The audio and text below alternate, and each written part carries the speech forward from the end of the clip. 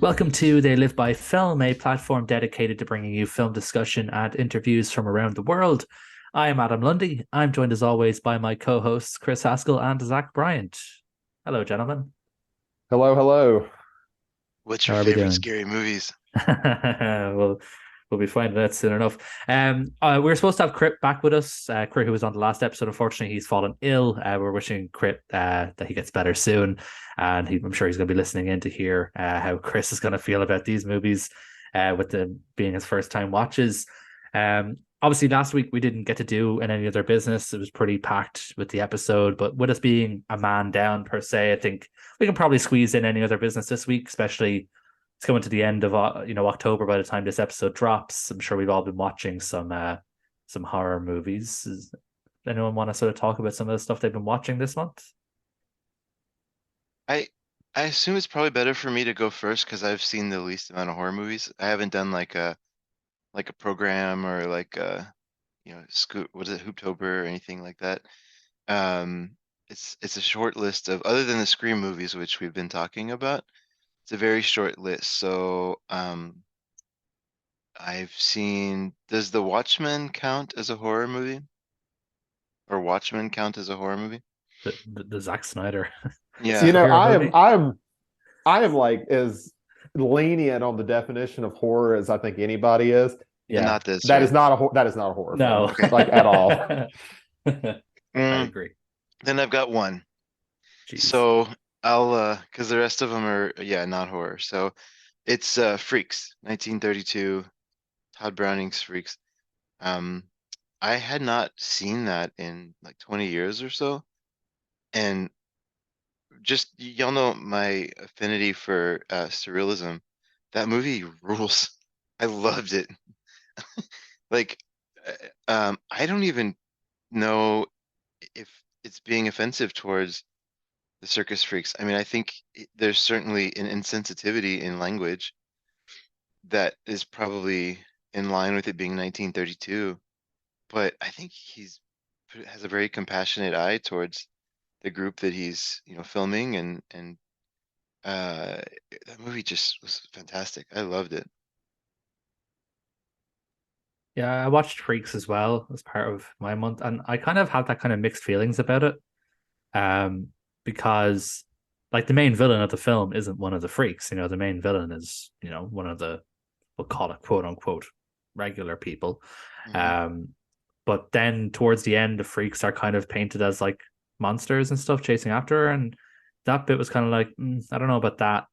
You know, that's not cool, really. But yeah, it's an interesting film, and we it was part just coincidentally I'd watched it before it was picked for the film club Okay. recently. So just coincidence that I watched it this month. When I say a coincidence, it was short, so I picked it, and I had time to kill, and I picked that one because I didn't have that much time to kill. But yeah, it was interesting, but yeah, there was parts of it that maybe I thought, okay, the whole part in that sort of famous end sequence where they're kind of chasing her through the rain and stuff, like, you know, I don't know. Yeah, I had kind of mixed feelings about the film. I can kind of just put it that way.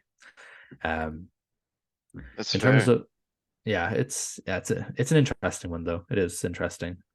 In terms of other stuff I've watched, obviously the Scream movies. Apart from those, I've watched a couple of other things to kind of shout out. Last night I watched the Radio Silence's film that probably got them the Scream 5 job, Ready or Not. Such a good Um, movie. So yeah, I good. really enjoyed it. Yeah, like when I saw the poster, I thought it was going to be like a kind of like a You're Next vibe. And it wasn't. She's not this sort of unstoppable killing machine or whatever out of nowhere, which was an interesting dynamic. I wasn't expecting that because you see the poster, and she's has the gun and the ammo and stuff, so you expect her to just be like this badass. But it's not. It's pretty kind of real. It's a cool film. I enjoyed it. Had some funny moments, darkly humorous moments. So that was good. Some stuff that wasn't good that I've watched this month. And I seem to be the bad guy with this. Is I watched this movie when it dropped. Neve wanted to watch it, and she was like, "Let's watch this because it's kind of horror, so it'll fit." And I was like, "Okay, yeah, cool, we'll watch it." And I thought this was like the one of the worst movies I've seen this year, just in terms of like technical filmmaking. Its direction and editing is so bad. But like I seem to be the bad guy reading the reviews, and it's the film totally killer. It dropped on Amazon Prime here. I don't know where it's dropped in the US. Same. It's a Um, Prime movie. it's awful. It's a terrible film. I don't really understand. Like I can understand it's cheesy, so maybe people are liking it because of that. But like it's a terrible like movie, just in terms of like film, technical, film stuff. It's really bad. I don't really get why everybody seems to be liking it on the Letterboxd reviews, but however, I thought that was pretty bad. Another film that I did not enjoy, despite, and I will admit, this film is very, very ahead of its time. It's super ahead of its time. It's the Amityville Horror, the original one from 1979. I That didn't movie's like the boring as movie. hell. It's so as boring. hell. It is so boring, but it is really ahead of its time with some stuff. Just in terms of like the whole haunted house film vibe. This was like this was the earliest I've seen some of these tropes. So maybe I'm wrong. Maybe it's not ahead of its time. This were done earlier, but in terms of like if you look at like modern sort of haunted house movies like The Conjuring and Insidious and stuff like that, like a lot of the tropes I've just seen them here in Amityville Horror. So it was very boring. I didn't love it, but I did think it was a bit ahead of its time. Um, and It's a then some weird stuff series in general, right? Like, because what were we like 27 movies in, and they're getting into like I remember Chris Amityville saying something like dildo. that. Yeah, Yeah, it's I remember ridiculous. Chris. You said that recently. Did you watch these movies, or you looked into watching these movies recently? Yeah, no, I've seen six of them, and then I Oh, have the Amityville dildo at home. wait, that's Um, real. That's not Zach That's a taking real it. movie. That's a real movie. Oh oh my god, yeah, but Jesus Christ!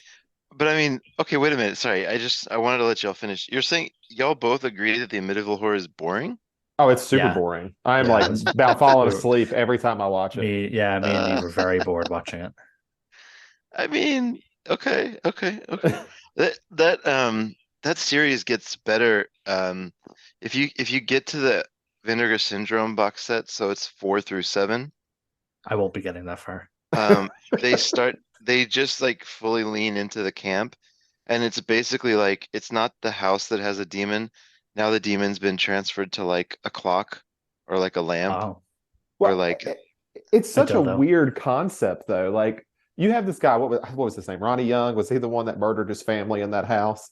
Yeah, no, Like it's a true story, right? yeah, yeah, yeah. He really exactly. did Yeah, all this. Though the house still exists. It's for sale all the time. But it's like this dude killed his family, and they've just made this strange series out of it. Like the first yeah. movie isn't even the true story. It's like, what if the house really was haunted, like he said? But it And was it's all like, just bullshit. Yeah, like yeah, it's yeah. all.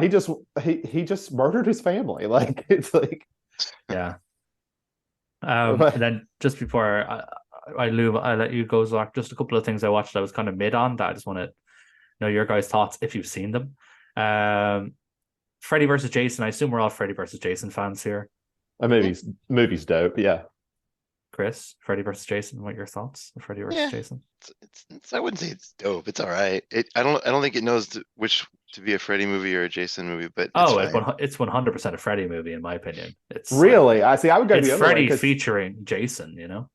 see, I think I go the other way because like Jason's like the main, like to me is the main character.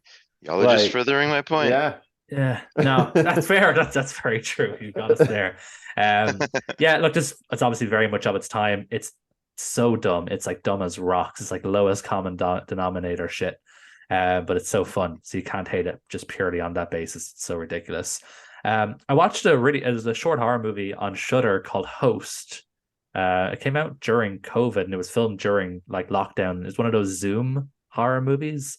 I don't know if you guys have seen it or come across it. Heard of it. I've heard of it. I was seeing who the director is. I think I've seen one of his movies. Oh, I could not tell you his Oh, name, to be honest. Rob Savage. Yeah, so he's the guy who did Dash Cam that got a lot of controversy like a year or two ago. Okay, I have heard of that, but I never saw that one. But this one was interesting. It's obviously not high art or anything, but it's all literally all on Zoom screens. But it's interesting, and it definitely had some scares. There was some moments that like made me jump when I was watching it. So, it's a fun little film. It's literally like less than an hour because it's done. It's literally done like it was a free Zoom call where it times out after an hour. That's And awesome. you see the timer and everything. So Uh, um, it's fun in that regard. It is well done, like considering it was literally done during lockdown. The actors were all just in their own apartments. They had to do their own stunts. They had to figure out how to do some effects practically. Literally just filming this all on Zoom in their own apartments and stuff. So it's really, really creative. Not a great, as I said, it's not great high art or anything. It's nothing really special. It's all kind of been done before in terms of like the main plot and stuff, but it's an interesting experiment in film. I'd recommend it. Um, and then the only other thing really to kind of shout out that I never actually saw, which was weird because I love the original, but I finally saw the sequel to Zombieland, Double Tap. And I love the first Zombieland movie. It's so fun. This one is not great. It's good. But there's one actress in it that just like completely steals it. I can't remember her name. Zoe Deutsch. Oh, She's okay, okay. she's the daughter of Marty McFly's mom. And she just like completely steals the movie. She's so funny in this film. So I'd recommend it purely just for her character. She's amazing. But that's pretty much it. I've seen some other stuff, but nothing really to kind of talk too much about. she the one that plays the like kind of teenager type? The ditzy one, yeah, the who wears all the pink and the blonde. Oh, okay. Yeah, yeah, Oh, I yeah. know who you're thinking of. You're thinking of what's her name again? She was in on the Sunshine and stuff. Exactly. Yeah. Abigail, maybe. I don't know. Abigail Breslin. That's who you're thinking of. No, this Oh, is a okay. new character for the sequel. This is a brand new character for this film, and she steals the whole thing pretty much. Okay. No, I've seen it. I like Double Tap too. I agree it's not as good as the first one. No, Um, right, Zach, hit us what you've seen. You've probably seen way more than me, and you've probably seen more than me and Chris combined this month. I'd say. It's been a weird month. I've been prepping to like go on my trip, so every night I like sometimes I have not time to watch something, and a lot of nights I don't. So it's not as much as it usually would be, but I did get a few things. So a lot of it's rewatches. Strangers Pray at Night. That's just a fun '80s slasher. It's a lot of fun. It has great music. For the club, we watched In the Mouth of Madness, which is always a lot of fun. Great John Carpenter film. I think I had something more interesting. While you watched Rosemary's Baby, The Bride of Frankenstein. I saw Exorcist Believer, and it's not as bad as I think many are saying. It's not great though, but I was meant to fine. ask you this, yeah, because I've heard a lot of discourse online about how it's terrible, but I knew that you would be kinder to it because of who made it. Um, And I mean, I so think but I think that goes the other way too. I think people were harsher on it just because they still have like, I hated Halloween Ends, so I'm gonna hate his next movie because it's only been a year, sort of thing. That's kind of how it feels to me when I read reviews. I'm like, you guys just really hated Halloween Ends, didn't you? Because none of them can the answer is avoid. yes. Well, because none of them can avoid bringing up Halloween Ends. It's like, okay, I get it. I understand. isn't There's that one thing I interesting? want to know without spoiling it, but I've heard that there's like basically an Avengers style moment where a bunch of leaders of faith get together to try and get the demon. Is that true? Um, Please tell me that's true. if you can write it that you can say it that way, that's not how the movie presents it. But essentially, they're using two different denominations of faith because it's two different girls possessed who Okay. aren't in the same belief of things. So yeah, that's more of what it's like. But yeah, I guess you could say it that way. um, I Wait, saw but totally. Wait, go ahead. no, I'm just sorry. Because just because we were going through the Scream movies, you're saying they stole the idea and they went for two positions? Oh yeah. It's two girls possessed, and the whole thing is like a Sophie's Choice type thing where the Okay. family has to choose one, and that's Mm, like the big thing in the film. It's the same problem that most Exorcist films have. I would say, like there's one and three, the TV show, and then a little bit pretty good far down there's this one, and then there's the rest of the junk they've made for Exorcist. Exorcist dildo. It'll happen. Blady well, and Freakin' are dead. They can do whatever they want. I'm pretty sure Exorcist dildo happened in the first one, but it was a crucifix. So True, There you go. true. After that, I went through like a time slasher thing because I watched Totally Killer, and unlike Adam, I liked it. It's not like it's not as good as a lot of the other ones I'll mention here in a minute, but like I don't know, it was kind of nice to have like a cynical view of the '80s because we've been so '80s obsessed for like the last decade, it seems like. I don't know. It was kind of nice for them to just kind of poke more fun at it in a more mean way than a lot of them do that have like this huge nostalgia glasses for it. But I do agree with you, Adam, that it's not like amazingly directed or even amazingly written. I just think it's kind of fun. And then I rewatched the way better version of that movie, which is The Final Girls, which is Yes, what? the Final Girl Yeah, is good. yeah. And I mean, I bumped my rating up for that one just because like it is a really beautifully shot movie. And that one. Speaking of Exorcist, this has Exorcist tie-ins too. The guy who wrote it was Jason Miller's son, so he was dealing with the idea of knowing his parents through their death on screen repeatedly, being so iconic, which I think is it has a lot of nice moments. So it's got a lot of emotion to it. From there, I rewatched the Happy Death Day movies. Give me 3 because they're both great. Let's see. Rewatch Never Hike Alone, which is still a fan film that's still way better than most Friday the 13th films. Then Follow the House of Usher. Have 8 hours. Please watch it. If you like Edgar Allan Poe, it basically adapts most of his major stories each episode. It's like an anthology with a more of an emphasis on the wraparound. The wraparound is the Follow the House of Usher, while they do the Pit and the Pendulum, they do the Black Cat, things like that. Wait, it's a TV show? Yeah, it's Mike Flanagan's new TV show, the guy who did here it Midnight is. Mass and On the Haunting of Hill Netflix. House. It's his final Yeah, one yeah. for Netflix. The Fall of the House of Usher. It's just directly, but is it just a direct sort of take on the book on that No. book? No, So- Sorry, you go ahead, Zach. You'll probably describe it better than me. no, essentially it has the whole Roderick Usher thing. It has that, his the house caving in, that sort of thing. It's all leading to that, but each episode describes how his children died. So you'll have an episode of the Gold Bug, or you'll have an episode of the Black Cat, or the Mask of Red Death, where essentially you get to see how each of his children died in these awful ways, and the person kind of behind the scenes is a woman named Verna, which is a anagram for Raven. She dresses very Ravenish through a lot of it, so it ties in a whole lot of Poe stuff. There's even like little Easter eggs, like one of the name tags says like Bon Bon on it, which is a reference to a really obscure short story about some dude talking to the devil about making a deal. It's called Le Bon or something like that. I can't remember it right off, but there's just like little Poe Easter eggs everywhere in the episodes. Well, we all know that Mike Flanagan can write and direct, so that's intriguing. And then if you would have just said Carla Gugino's in it, then I'm in. Yeah, she plays the Raven, or Verna, however you want to call her. I'm in. Yeah. It has all of his normal cast in it. I mean, they're all just there hanging out. So it's pretty great.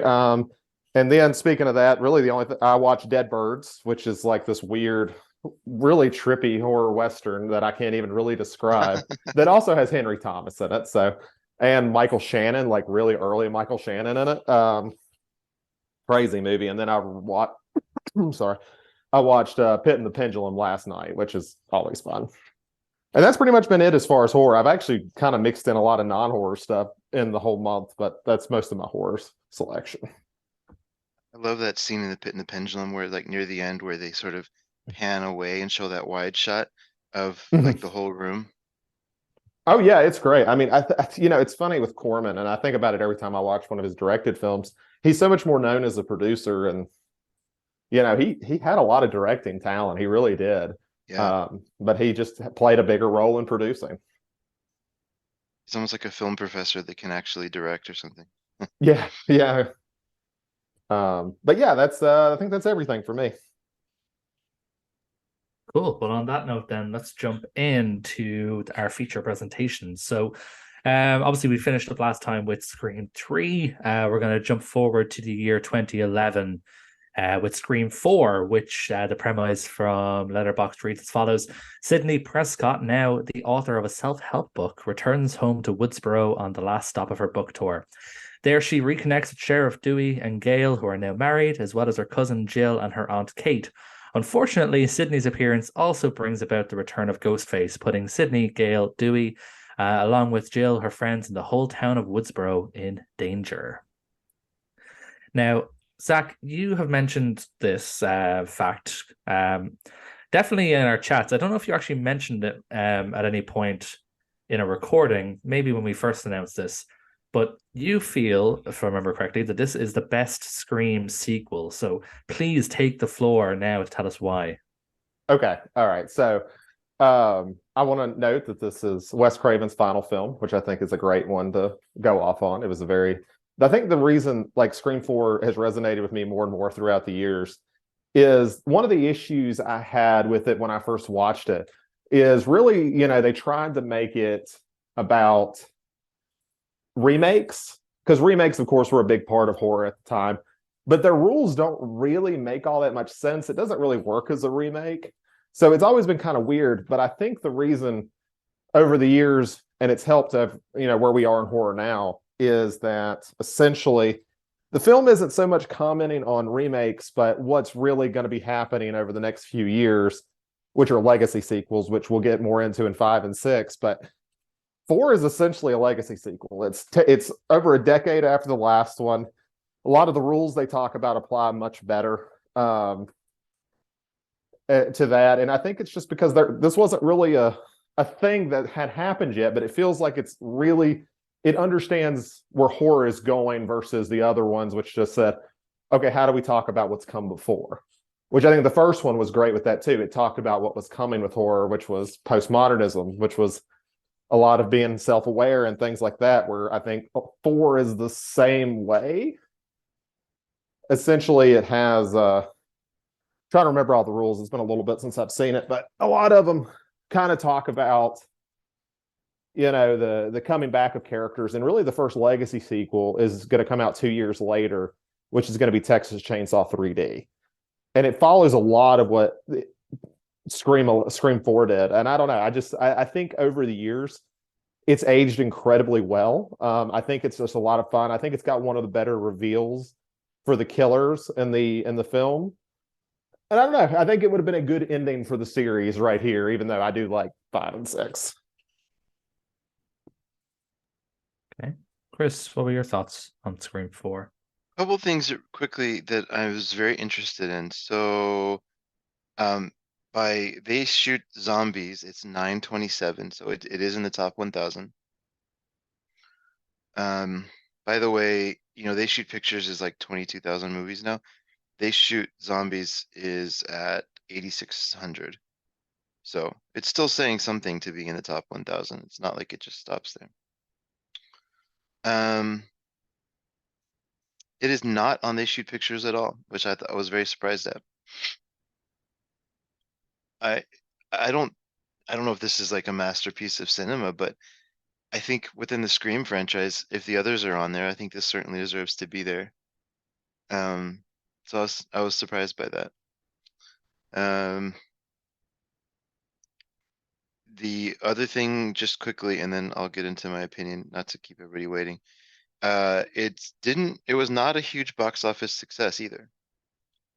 It was, it probably didn't even make money, to be honest. It made 97 million on a $40 million budget.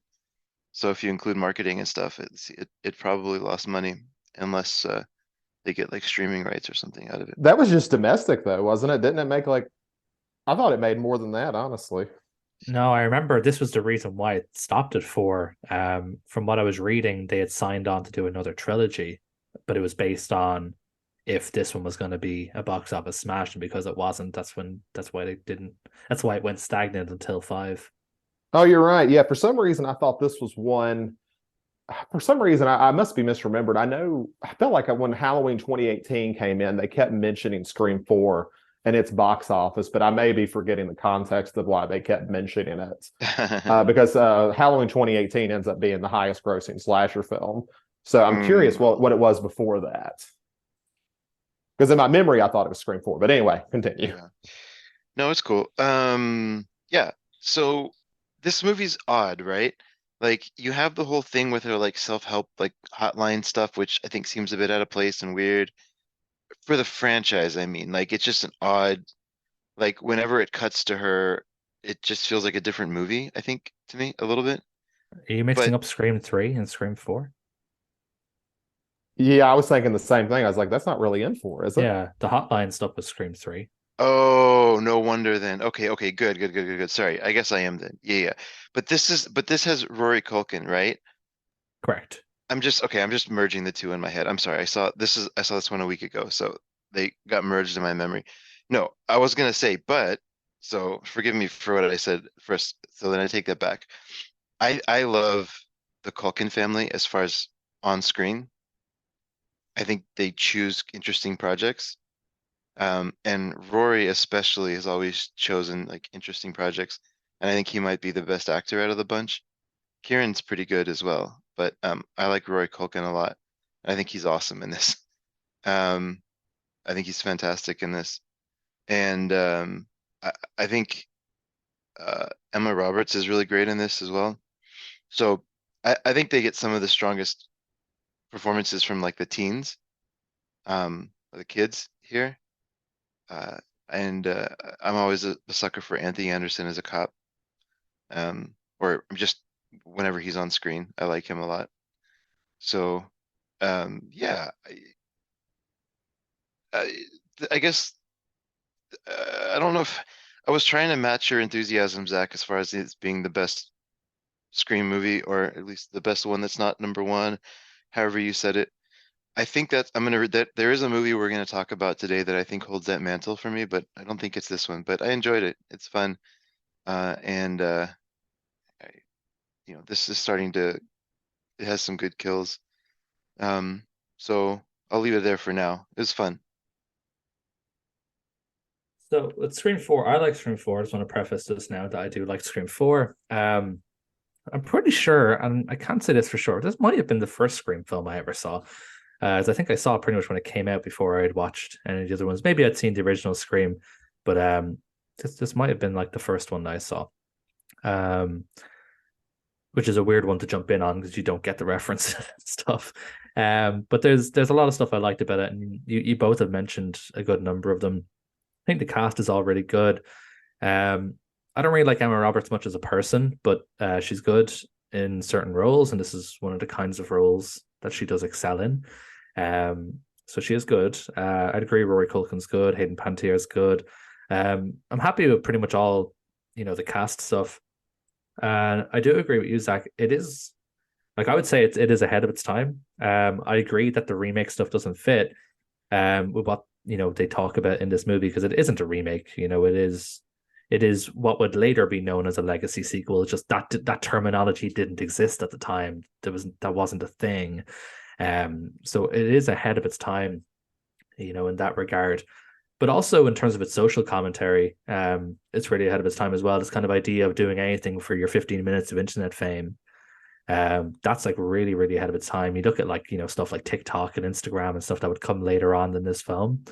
And, that's pretty much what life is all about now for some people is, getting that 15 minutes, getting all those followers and getting your story out there for people to see. And you'll do anything to get that. So the message behind this film is also super relevant even now today, over 10 years since it's come out. So I do think the film is really ahead of its time.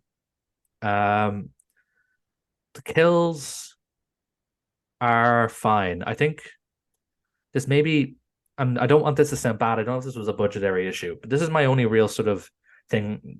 Maybe I don't want to call it a negative, but my only kind of sort of small issue in that so much of the film feels very unremarkable.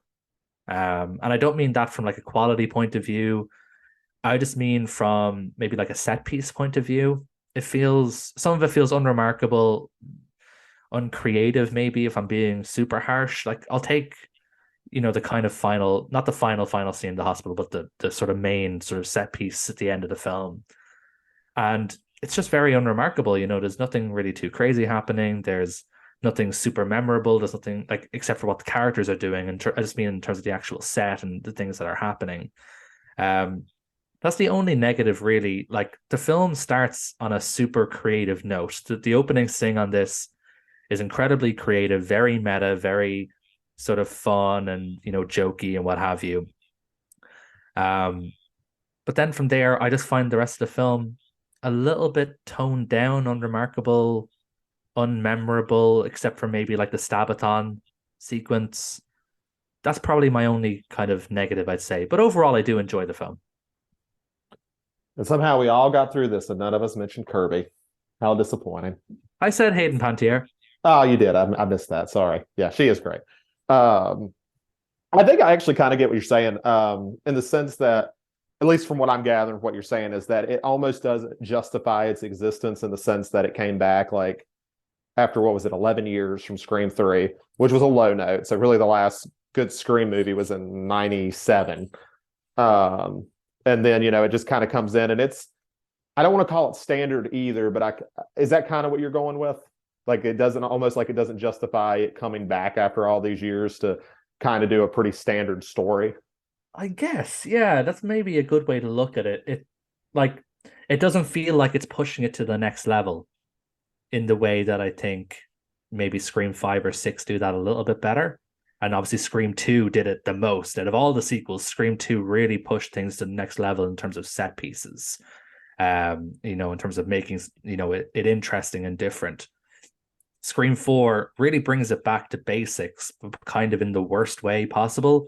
In that, with Scream 5, it goes back to basics, but there's also callbacks to the original. Whereas with Scream 4, nothing kind of feels connected to the original in the way that their sort of remake narrative would say so.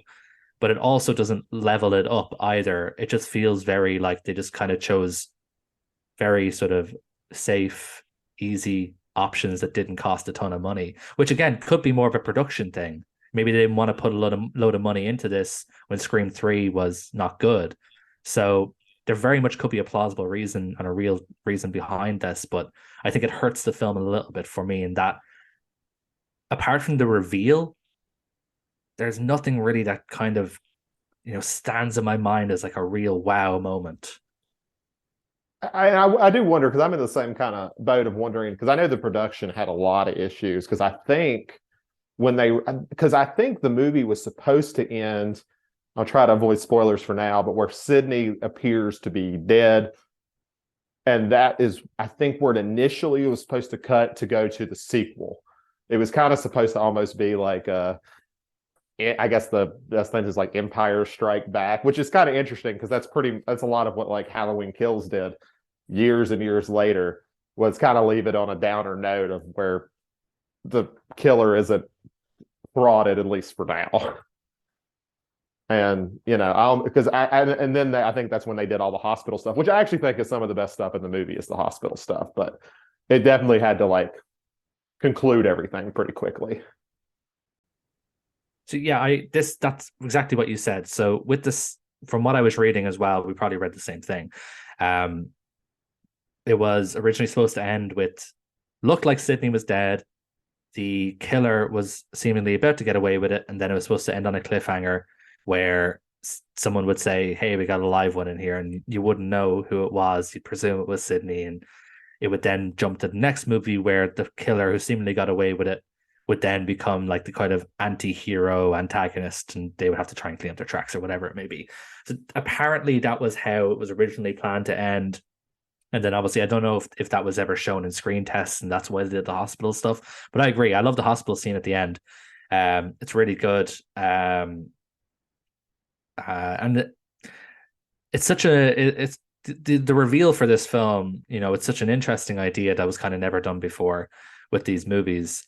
They did get to play around with a different dynamic in terms of how the film would end. Normally this would end very basic. Sidney would get the killer, someone would help her, shoot them in the head, that's it, job's a good one, perfect. This film ends so differently that you don't really know how it's going to actually peter out at the end. You do have, it does manage to continue the tension all the way to the very, very end, because you see the killer seemingly get away with it, and then they have that rug pull moment, and you're wondering, okay, well, how is this all gonna finish out? So I do really, really like the end. The end in the hospital is good. I'll say that. Though it does make me wonder, like a version of Scream 5 where the movie plays out, it isn't a whodunit, but it's more of just, already knowing who the killer is the whole time. I don't know if it'd be good, but that honestly sounds like it could have been pretty interesting to not, do the Scream formula of the whodunit, but to know from the onset of the movie who it is and watching them It's almost like it'd be more of a mental game versus anything else. And I'm going to save my thoughts on that till we get to Scream 6. Yeah, I was gonna say the same. Okay. So this, the one thing that I think I really do like about 4, and that I think it continues throughout 5 and 6. You know, the series is always, to me, like the series started out. I was listening to our last episode and I was cracking up, but I kept calling Scream cute, and it was like you were just like breaking stuff in the background, Zach, like breaking pencils and stuff. Um, I think to me the series started out as like this like playful sort of love letter to horror movies, right? And um, had a lot of like in humor in it. But as it's gone on, the writing, I think they've sort of uh, brought in a lot of these social issues, kind of tried to make it relevant for exactly the time it came out. Um, I think that's a twist that's been fun to see progress. Like the technology they use, that the characters use in the movie, is very 2011. Like it's in addition to being the fun Scream formula, like the writing I think has also made it very topical for like the month that it comes out, right? Like what's popular right then, or what are people doing right then? And I think it's fun to be able to. I can imagine for Kevin and all the writers that would be a fun thing to like start to weave into the franchise as well. Yeah, Um, and this has always been present. That social commentary. You can kind of take you can take something kind of from all the movies up till 5. I'll kind of save my thoughts on 6 regarding that till we get there. But there's always that kind of element. Like with this, as I said before, I think that's this the idea where, you know, being chronically online, those people who are, just live their lives online and are obsessed with other people seeing them and being noticed and being the star of the show and having their 15 minutes and whatever you want to say. That that's definitely the message here for me anyway. That's what I take away from this film, that the dangers of being obsessed with online fame and the things that it will lead you to do. yeah, exactly. Exactly. And like on that level, but also just like the phones that they're using and like the way that they're engaging with technology and everything is like, it feels very much a time capsule, I think. Um, Yeah, the and dude who especially, wears the webcam on his head. yeah, exactly. So it's kind of fun to revisit these almost and kind of like reminisce back on what life was like in 2011 for a short time. One thing that I kind of like about rewatching Scream movies in general is that sometimes there is like little, and we talked about this in the last episode, but there's sometimes little clues that you don't pick up on when you first watch it that like make it so obvious, who the killer was or who do you think the killer should be.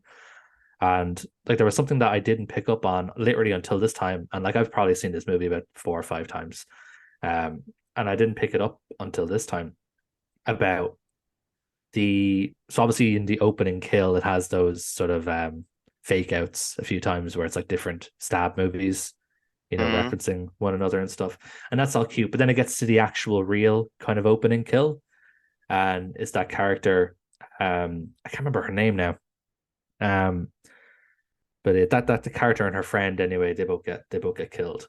And for the longest time I was just like, it's just an opening kill of a Scream movie, who gives a shit, it's not really relevant. But then this time, it's sort of mentioned offhand. It's name dropped a couple of times, but it's not like really telegraphed to you that this is the girl that Emma Roberts' ex-boyfriend cheated on her with or left her for. The girl that gets killed at the start of this film. And I don't know if I'm an idiot and you guys like picked that up instantly. That's so obvious. But I only kind of realized it as characters were kind of talking and dropping bits of information, that this is the girl that Emma Roberts' ex-boyfriend Trevor dumps her for, basically. So when you're kind of trying to figure out who the killer is, like ultimately you have, that callback that it could be Trevor, because the whole Stu and Casey Becker thing from the original Scream, that was his motivation, that, Casey Becker had dumped Stu, so he killed her. So you're wondering that, but then obviously there's other permutations of who the killer could be just based on various other pieces of information. But for the longest time, I just thought that was just like a random kill. I didn't realize it actually had any relevance to the rest of the plot. So that was fun for me, just kind of picking that up this time around. And it's kind of hidden well, right? Like, because we've kind of gotten and through that opening, we kind of get comfortable with how are they going to fake it out, because they do it. How many times is it? Like 3-4 times. Yeah, So by the like time three you get to times, the, yeah. so it almost does it to not bring attention to itself. I don't, I wish I could be honest and say I did or didn't know, but I really can't remember if I realized that or not. And it'd be interesting to go back whenever I do rewatch it, because I rewatched it earlier this year, to see how I kind of pick up on that. But yeah, that's a kind of interesting, because it does give that opening kill a lot more meaning throughout. Yeah, it's not like just some random kill just to get the movie going. It does actually have relevance to further motivations and stuff, which, it's cool. Like I said, it's nice noticing these little things. Yeah, it kind of proves that, the Scream movies do tend to care 99% of the time about who they're killing. It's not just like a normal slasher where random teen A gets killed and then random teen C, who's a jock, gets killed. There's actually there's a thought put behind it in the main kind of plot, if that makes sense. That actually leads me to a question I had for y'all before we move away from the Wes Craven screams. Sure. There was a moment where I was watching, I can't remember, it must have been 4 because I didn't like 3, so it must have been watching 4. There was a moment where I just felt like, okay, here's a guy that was so instrumental to horror his whole career, right? And these movies come out and there's a lot of humor in them and there's a lot of silliness in them. But then I got to thinking about like the Jason movies, like the Friday the 13th movies, and they all have that, right? There's some really goofy shit. No, it's like way, way goofier than anything here. Um, so what do you think? And I know that y'all are biased because you love these movies, but like, what do you think is the legacy of these movies within the slasher genre? Like, are these do these work? Most of the slasher films are from the 80s, right? I know there's some, of course, there's some from the 90s as well, and they continue, but like where does this sort of fit for y'all in the whole thing? Like, if you were to go sit down and watch slashers, would this cross your mind, or are you looking for something different when you want to see a slasher, and then when you see a Scream movie, you're looking for a Scream movie? Like, does my question make sense? Like, do they blend completely, or is this something different that's just a nice like homage to slashers?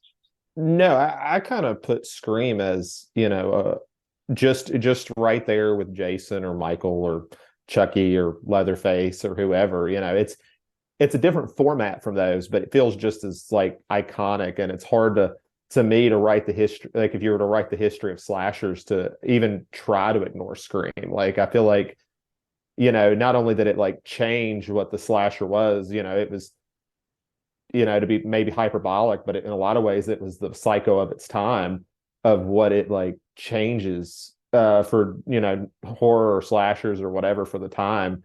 There's very few of those that feel like they did it. You look at Psycho, you look at Halloween, and you look at Scream, and they're so essential to what they did for the genre as a whole. And the specific reason I bring it up, and maybe just to make this one more level complicated, because when I was watching these, I felt like they were jolly movies that were made in the slasher genre, like to as an homage to slashers. But I mean, these are essentially all. And you mentioned this last time, Zach, but we didn't get to talk about it. But these are really, I mean, these are jolly movies, right?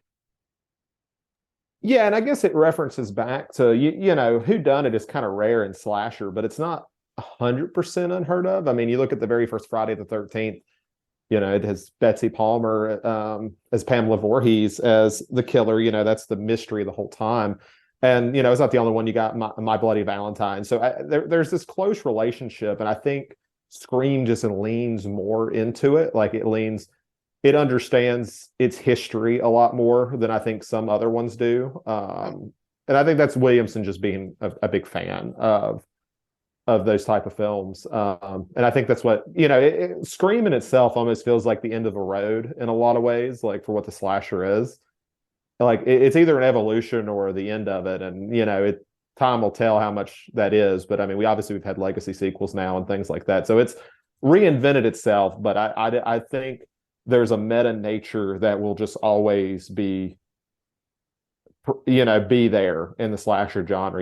It's very rare you're going to see somebody say, let's split up, and it not be met with a groan or a joke. Mhm. And for better or worse, that's what Scream is to the slasher franchise. It's slashers in general, for me. Yeah. And I think you have to remember with Wes Craven, like he never really made normal slashers anyway. Right. He never made a Halloween or a Jason. It was always something different. You look at the, Nightmare on Elm Street. Like it's a slasher movie in the same way the Scream is a slasher movie, is because it features a killer, slashing people. But they're so different from everything else. Obviously Nightmare on Elm Street has that dream element, Scream has that whodunit mystery element to it, that he does something different with these films. And I think that's the kind of legacy of him, that and the legacy of these movies, especially like Nightmare on Elm Street and Scream. It's not really because of their that they're slashers. It's more that they're kind of different. There's nothing else really like them, and anything that tries to be like them is instantly branded a ripoff of them. If you were to try and make a completely separate kind of meta slasher whodunit movie, everyone's going to be like, oh, they're just trying to do a Scream.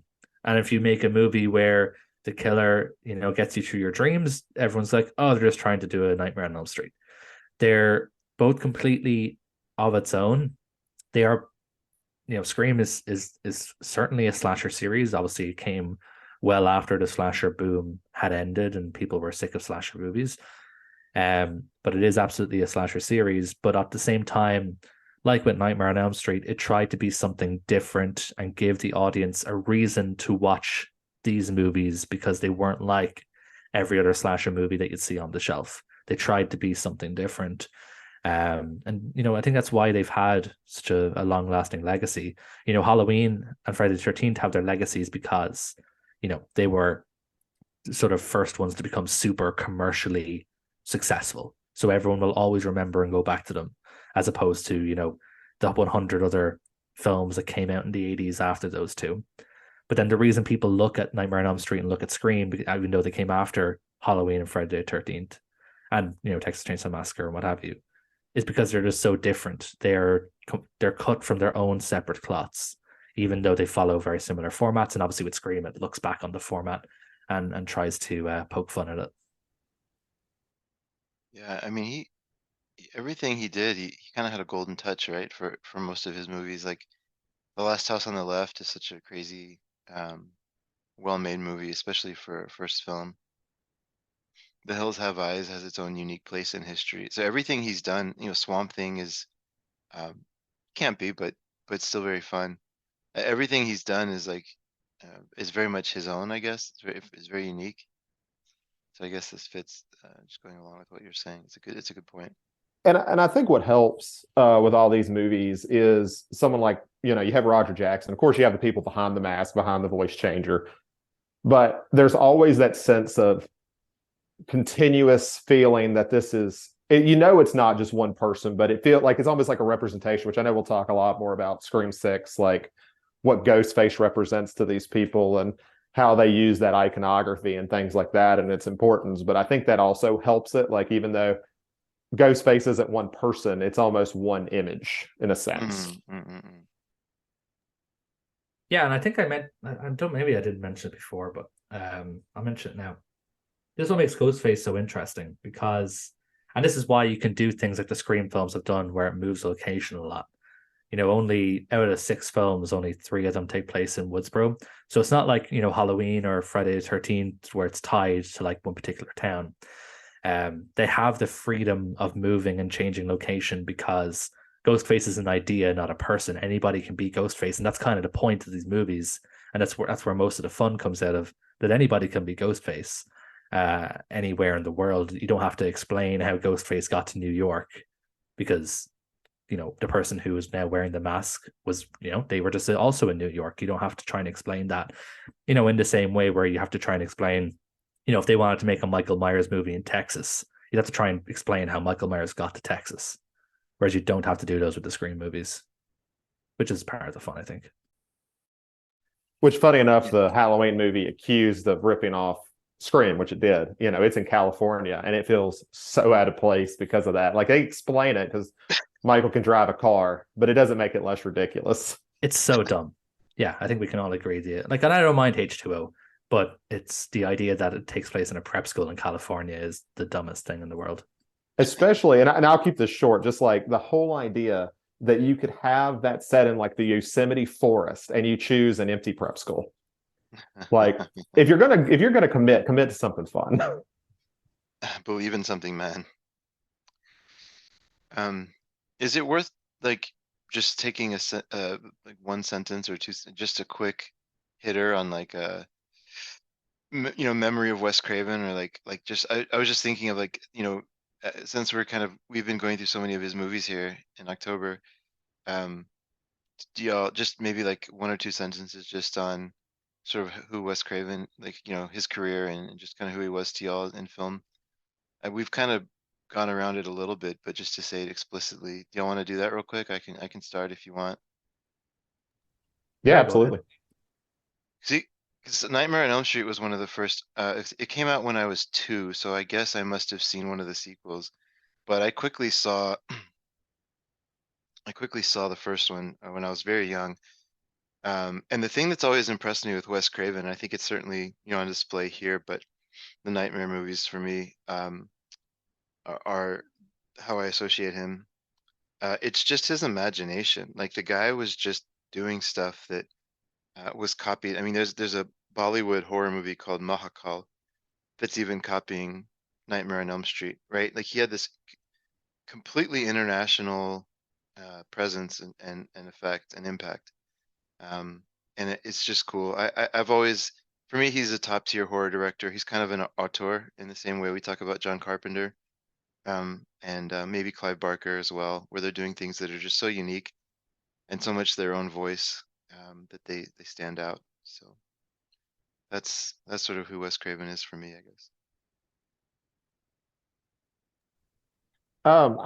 Wes is one of those guys that I think when I was younger, I wasn't as much into his movies, and I'm not really 100% sure why not. Like, I love Scream, and that was kind of, and I like Nightmare on Elm Street. I've actually grown to like it more as I've gotten older, because when I was a kid, I liked 3 better than 1. And I mean, that's kind of a thing I noticed as I was younger with Craven, was a lot of times, like, I like the Hills Have Eyes remake better than the original. I liked, I used to like the remake of Last House on the Left better, though as I've gotten older, I appreciate his a whole lot more for a lot of reasons. But I don't know, he's one of those guys that's so interesting because I think he swings for the fences a lot. Yeah. Not in the sense that, you know, it's not an exact comparison, but it's almost like how we talk about M. Night now. You know, there's an appreciation to swing for something different. It may not always work, and it might end up a little goofy, but when it works, it really, really works. And I think that's something I've appreciated more about him as I've gotten older, versus what I used to. Because it used to be like, oh yeah, you know, I know who Wes Craven is. He's fun. He makes, you know, cool movies. But, you know, you're looking at a guy who made something like Deadly Blessing, which is kind of a wild movie anyway, that doesn't get talked about. But he has so much of those like little gems throughout his really long filmography. And I think later, you know, when his career started to go down, you know, he had My Soul to Take. He had that, what was that Eddie Murphy vampire? Was it Vampire in Brooklyn? Was that? Yeah, I mean, he had some absolute trash in there, but he still was making high quality stuff even later in his career. And I guess until he died in 2013, 2014? Yeah. Maybe it was a little bit later, but yeah. I mean, it's just, I think he's one of those guys, like you mentioned, he just has a great voice, just like Carpenter or Romero did. Yeah, mine's very short and sweet. He made Scream, which is one of my favorite movies of all time, and one of the movies I've rewatched the most in my lifetime. It's an incredibly important film, and it's my comfort film. But he also gave me many, many, many, many, many, many, many sleepless nights as a child because Freddy Krueger is fucking terrifying. So here's to you, Wes.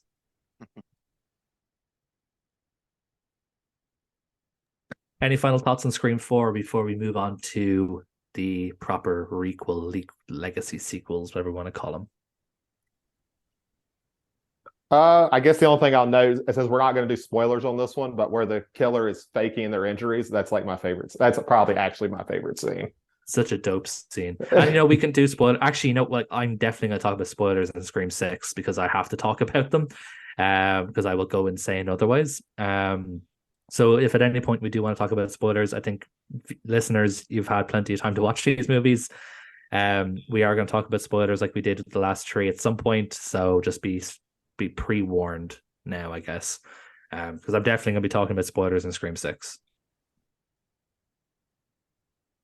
But I agree, the injury scene is pretty damn good, and it's a nice callback to the first one, where they're trying to fake their injuries, and that's a great scene in itself too. And I think that was one of the reasons I liked this reveal and this killer, probably my second favorite, because I have issues with like all the rest of them.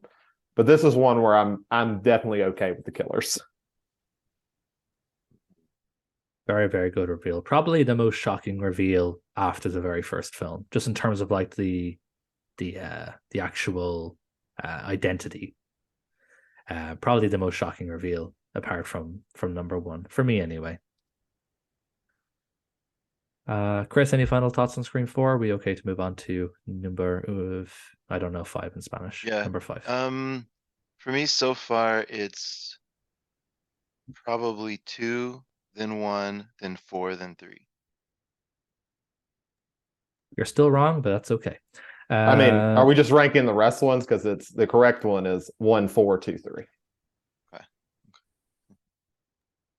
I'm okay with 1, 4, 2, 3 for now. 2 and 4 are pretty much interchangeable for me. Rightio. So, as we mentioned, due to box office concerns and the eventual imprisonment of the scumbag that is Harvey Weinstein, Scream 5, as it was supposed to be coming out, never got made, never came out, and the film kind of sat idle for 11 years. And then in 2022, a director duo of Matt Bettinelli, Alpin, and Tyler Gillett, otherwise known as Radio Silence, through Spyglass Pictures, I believe, got the rights and got a script and got to make a new Scream movie, which, as a fun nod to Halloween 2018, was just called Scream. No Scream 5 officially, it is just called Scream, which I find funny. And the plot reads as follows: 25 years after a streak of brutal murders shocked the quiet town of Woodsboro, a new killer has donned the Ghostface mask and begins targeting a group of teenagers to resurrect secrets from the town's deadly past. Just to kind of kick this one off, so this might be controversial. I'm going to be interested to hear what you guys think. This is my second favorite Scream movie. I am, and I've said this before, I am a whore for nostalgia bait. I don't like that I am. It's one of my flaws, but if you dangle anything nostalgic in front of my face, I will lap that shit up. I will eat it whole. I am a whore for it. See, now we know why you didn't like Totally Killer. It's because it makes fun of that. That's the real reason. Yeah, maybe. Or I'm not nostalgic for anything that was in it because I didn't grow up in the 80s. But yeah, look, Scream 5, I think it balances the whole legacy sequel thing in the same way that 2018 does really well, or Halloween 2018 does, in that it is a extremely loving letter to an original film that also changes things in a cool way, adds new, fun, interesting characters to flesh out, the returning cast who are also cool. So I love Scream 5. This is an interesting fact for you guys. So I wrote my first Letterboxd review in November 2020. And in that time, this film is my most logged film on Letterboxd. I've seen this movie now 6 times. This is my most logged film on Letterboxd by a considerable margin. The next best was 3 or maybe 4 times per film in that space of time. And nearly 3 years I've been on Letterboxd. So this has been my most watched film. I've seen this film 6 times, and I love it. I love everything about it. Um, it certainly has its flaws. It certainly has its little quirks and stuff, but I love the hell out of this movie. It's my second favorite of the franchise. So yeah, interested to hear what you guys think of it. Zach, you wanna go next? And I'll do box office and stuff when we get there. Sure, I can go. So I'm going to be. I want to preface this by saying I like this movie. I like it better than 2 and 3. And it's probably, I guess, ranked 4th overall for me. But I think it really brings it down because I'm sure me and you, Adam, will agree on some of the issues in this film, but I think they might bother me a little bit more than you, which is usually what it comes down to. Like it's little things like Sydney's return bothers me. I don't like it. I don't think it was needed. And I think that kind of like encapsulates my problem with a lot of it is sometimes it just feels really, really safe. Like to the point where I just like, I think I was expecting a little bit more from Radio Silence, but I will say retroactively after 6, some of the things I didn't like initially, I like more now. We'll get to the killer reveal and stuff, I'm sure, because we'll have to talk about it for Scream 6.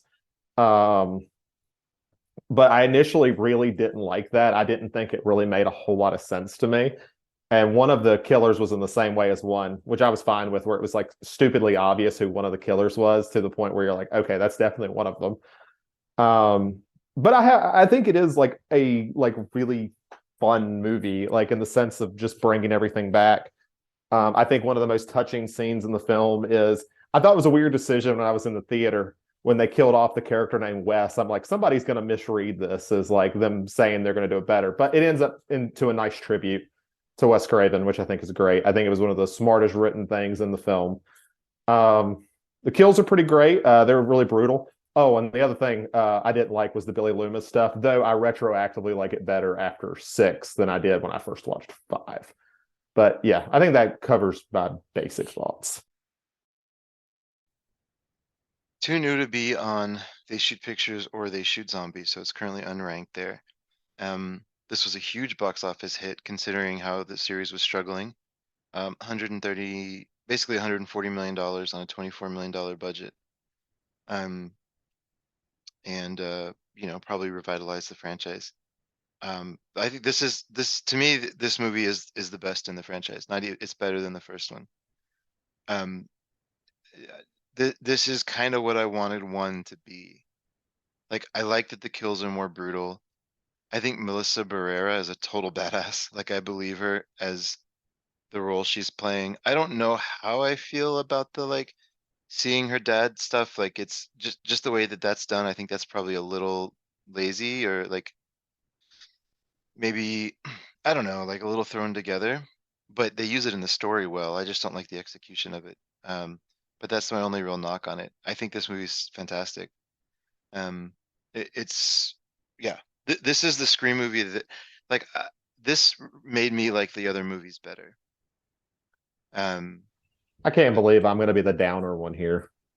I'm so surprised. I'm so pleasantly surprised that Chris liked this movie. I didn't expect him to say it was the best in the franchise or anything, but I'm just happy you liked it, dude. That has put a big smile on my face. Yeah, man, it's great. It's a great movie. Like, this is a good horror movie, and I think the things that I am like neutral on, as far as the way they make little cute jokes about horror and stuff throughout the first 4, I think it's done better here. For me, it's just everything about it kind of clicks. Yeah.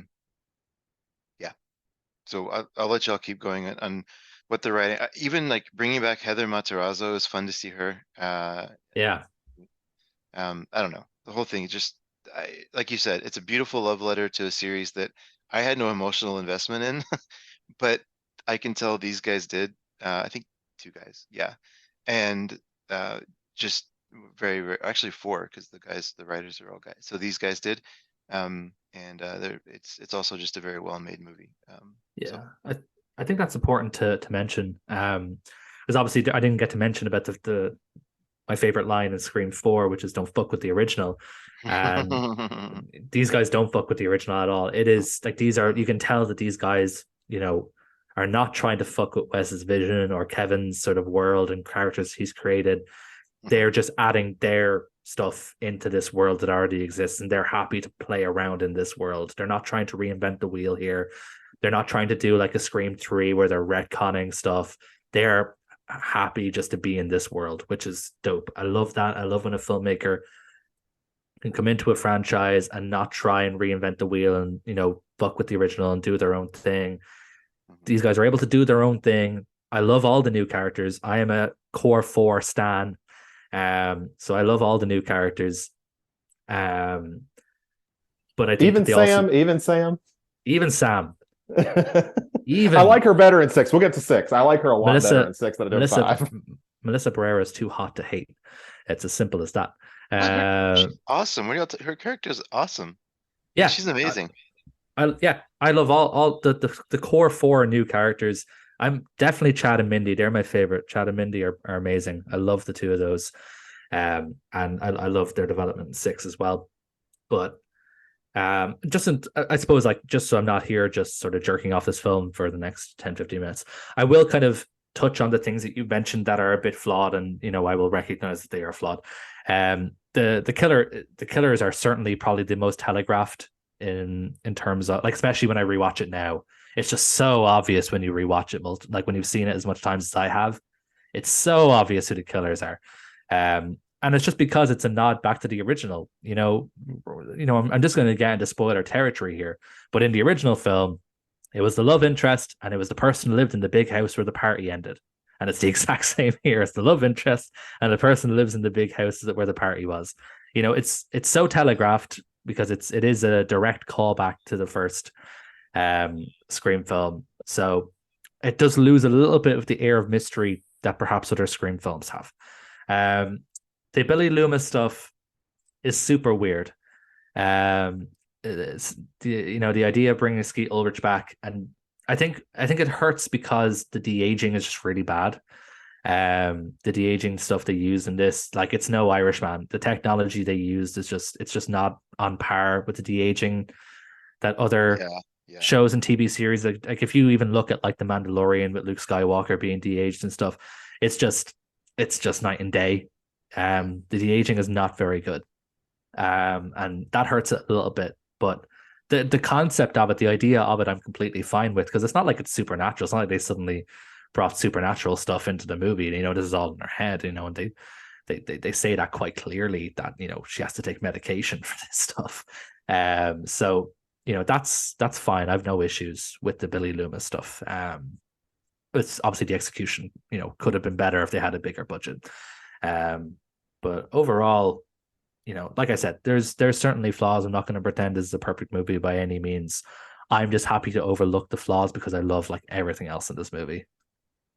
I think also, for me, and I don't want to sit here and just like shit on you, like, because I do like this movie, but I think the part that annoyed me most with like the reveal was that they kind of hint towards a much more interesting reveal right before they do it, where it'd be like Jenna Ortega's character. Because I was thinking the same thing in the theater when she was in town. I'm like, oh shit, it's her. They just did the fake the injuries thing at the beginning instead of the end.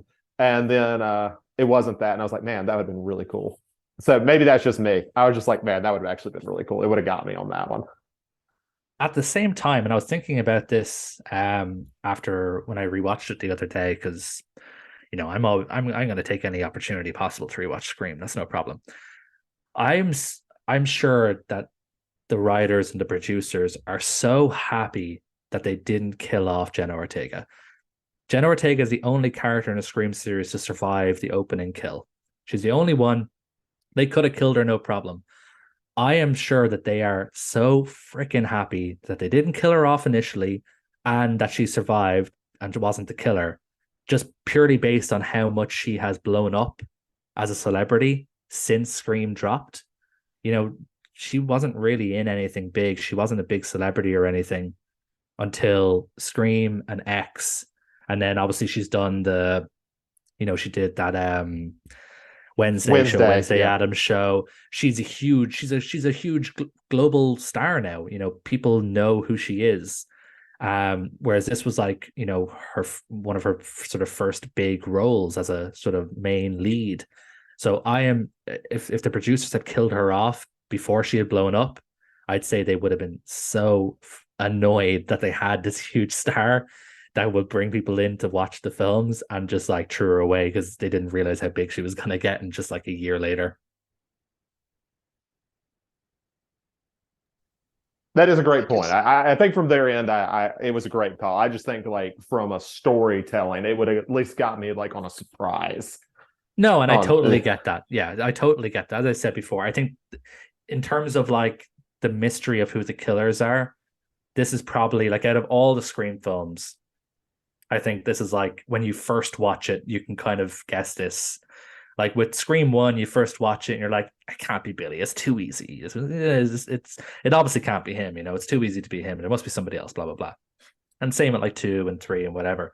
There's, no major, or sorry, there's always like a major mystery. Whereas with Scream Five, it is very telegraphed. I think even as a first time viewer, and Chris, you can maybe cooperate this.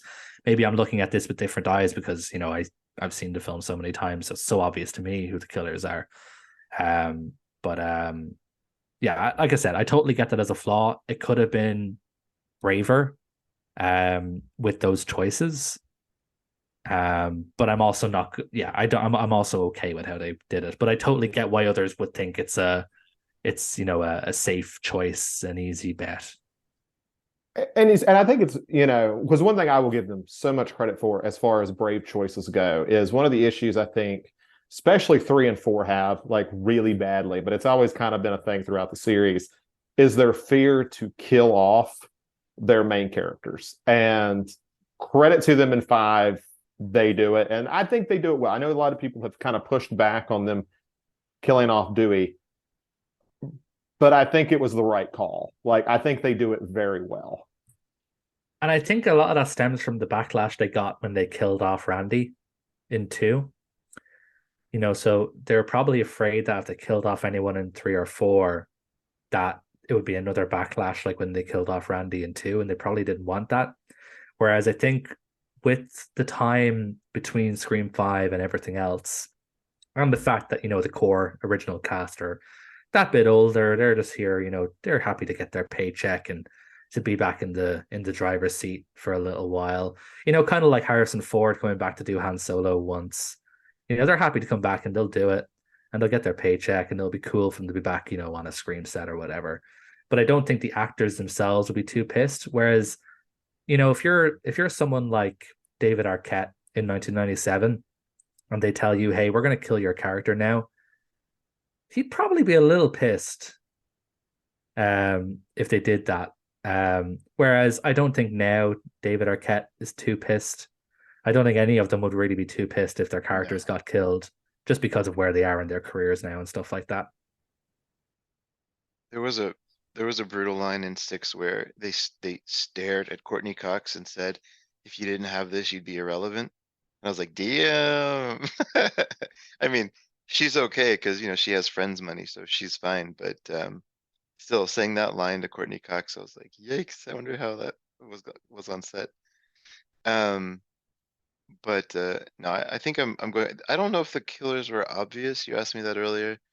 Um, yeah, I mean, I guess so. But I'm the wrong person to ask too because I expend zero mental energy trying to guess in horror movies in general. Like I sort of like to be surprised in that way. So I'll just kind of sit back and let it happen and be like, ooh, ooh. It's kind of how I watch. So I never really try to guess. Um, yeah, I don't know. I just think they nailed it. And I also love the bit where Nev, speaking of like the legacy characters, I love the bit where um Sydney, I guess, and Gail sort of band together and they kind of, I don't want to say they minimize the final scene, but like everybody knows that the killers are going to get caught and killed, or at least caught, right? Like there's no surprise in that. It's a horror movie, and generally the good guys win in some form or fashion. Um, and so I think they are smart in the way they write those scenes where they get back involved, and it's sort of like a oh, I'm getting too old for this shit kind of moment between the two of them, and they just go in and start kicking ass. Yeah, I love that bit where they rock up in front of that house and Amber runs out going, "Oh, he's trying to kill me," and they're just like, "Nah, that's a trap. That's It's a bullshit." trap. It's like Yeah. immediately like, "No, fuck Yeah, that." yeah, yeah, yeah. Love it. Exactly. And I should say this was one of my all-time favorite. When I saw this film in theaters, this was one of my all-time, probably actually my favorite theater experience, purely on the basis that I was the only one in the entire theater. It was just me down the very back with my feet up. I got to take this all in because especially after COVID, I don't know if Zach, you noticed this, but maybe it depends on the theater you go to. But people are such assholes these days in theaters. They'll sit there on 100%. their phones and they'll be taking Snapchats and they'll be talking and all kinds of bullshit goes on in theaters these days. So when I sat down, this was probably one of the first films I saw in theaters when they reopened. It might have even been the first. What year? This was 2022. Maybe there was a Marvel film that came out before this that I saw first, but this is one of the first films I saw in theaters when they reopened after COVID because it took a My little bit assumption is longer No Way here. Home. I think No Way Home came out first. I assume you saw Oh that. yeah, no, yeah, Yeah. yeah. No, I definitely saw that in theaters. That was probably the first one actually. Um, but I know this is one of the first I saw. So to be able to have an entire theater to myself to really take in a film for a franchise that I love so much was just perfection. I could not have asked for a better way to watch this movie for the first time. If and this is kind of going on to your point about how terrible audiences are. The Snapchat thing bothers me more than anything, where It's so annoying. they'll record the opening title card, and I'm like, there's posters outside, right? Like you could just take a picture of the poster. It's what they're there for. Yeah. And I almost wish theaters would like put up these like almost like these simulation, like you're in a seat that doesn't do anything but like repeat the title card, like take your pictures here, don't take them in there. Yeah. Y'all sound like such old grumpy men right now. What the No, heck? but it's so bad though, Chris. I know you don't get to go to the theater a lot, but geez Louise, it's so bad out there. I actively avoid the theater now. I just wait for stuff to come out on digital because I just can't deal with how terrible people are. Well, it's the reason I'm not going to Five Nights at Freddy's on opening night. That is going to be miserable.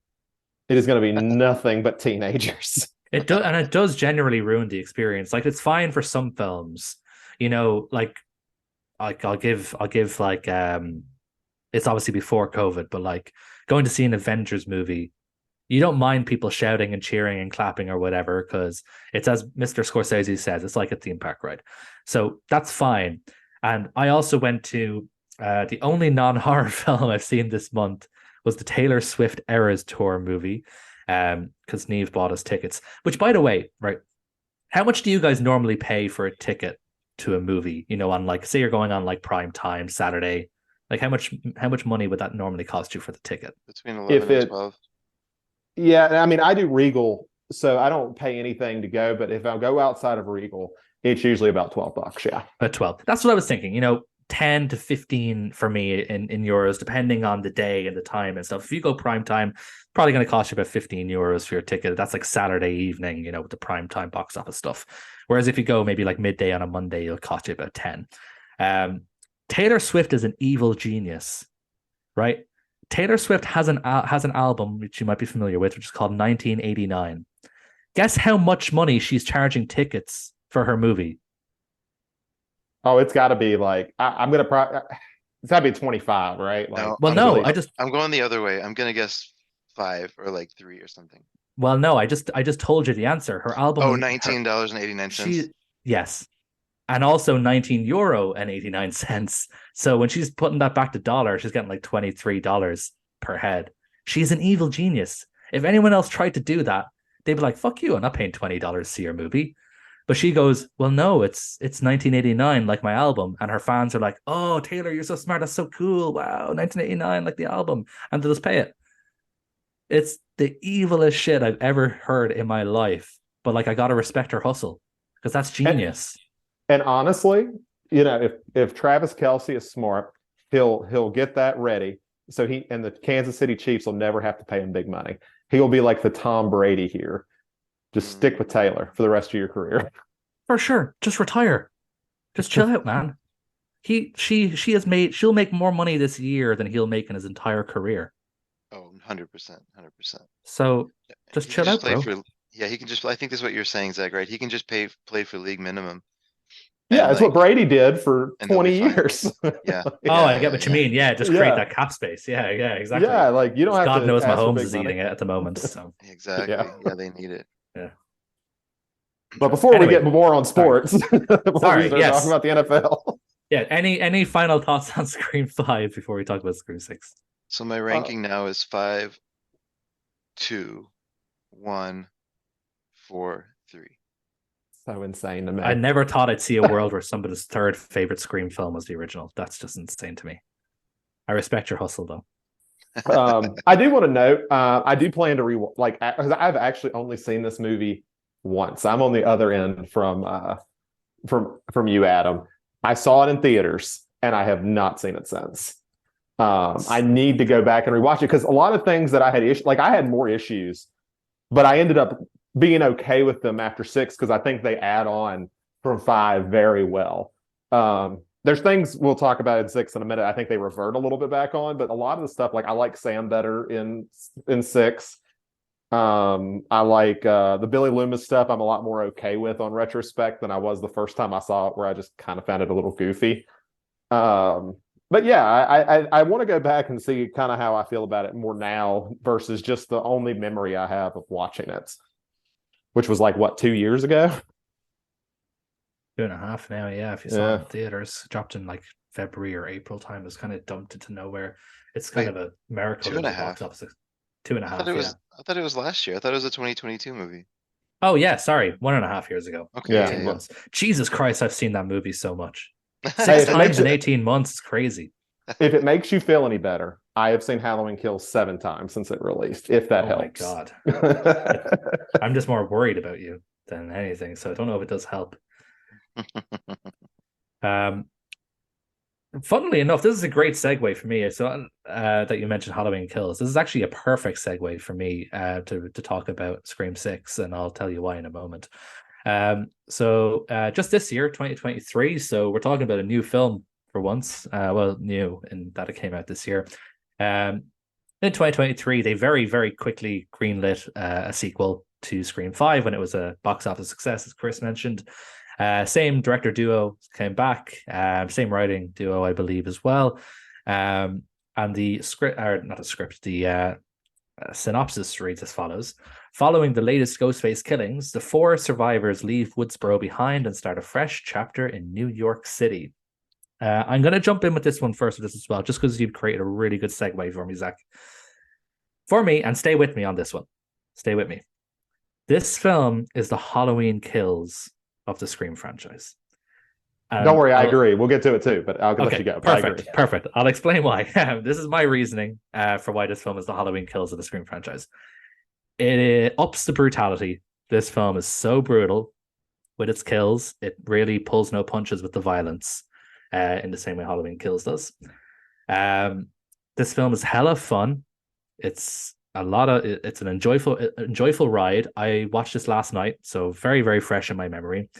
It's a hell of a lot of fun, and it's also dumb as shit. This is like I'll go out there and say this is probably the stupidest Scream movie, just in terms of when you take the main crux of like the twist and think about it for more than 60 seconds, it makes no sense, like at all. You said that, yeah. Like this is dumber than Scream 3. But they were like, but there's 3 killers this time. No, just don't even. This is we're gonna save this because I have to talk about the twist in this film. I have to talk about it, and I'm gonna talk about it in detail. Listeners be damned. I just need to get this shit off my chest because I've been holding on to this for 6 months since this film came out. And I've seen this film. Let me see how many times I've ranked this. This is my 3rd time watching it last night. Actually, did I log it last night? Yeah, October 23rd. So this is my 3rd time watching it since it came out this year. So I've let this fully sink in, and I still need to talk about the twist in this film because it is dumb as shit. It is so stupid. This film in general is just so dumb, but it's so fun at the same time. It just balances out for me in general. So Definitely not the worst Scream film. I still kind of put it on par with 4 and 2. So it kind of sits on par with those. And it's purely just because I love these new characters and the film is a lot of fun. So I can kind of ignore how stupid it is, but I still want to talk about how stupid it is.